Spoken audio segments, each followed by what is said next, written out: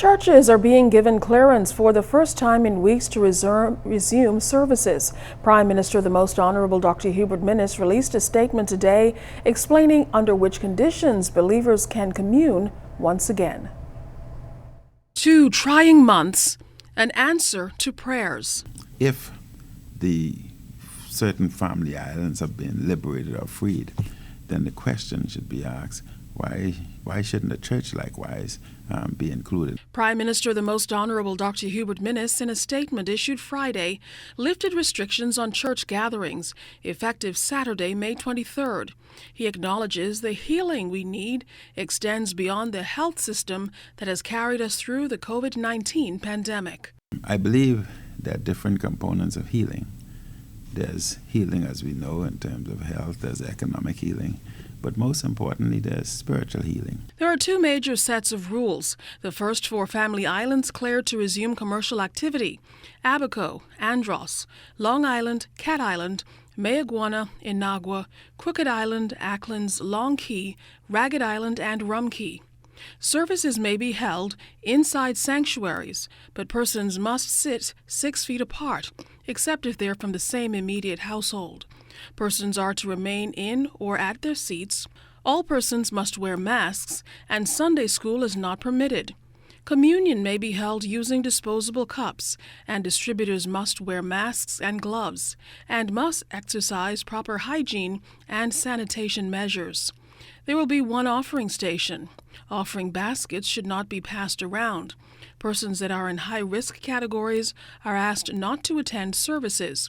This includes persons aged 65 and over and those with comorbidities.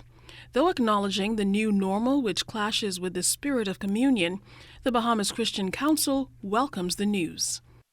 We are thankful that the Prime Minister, as we approach Phase 2, has made available for churches to reopen on the islands that have 0 case or none affected, that in all of the islands that are set out in his order, that they're able to have a return not only to commerce in those islands, but to churches. And those churches, with the 6-foot distancing, with the protocols that we sent out to all of our denominational heads in churches, sanitation, all persons coming with masks, no greeting, no holding, no touching. In New Providence, Grand Bahama, Exuma, San Salvador, Eleuthera, and the Berry Islands, churches are permitted to hold drive-up services only, where attendees are seated in their vehicles.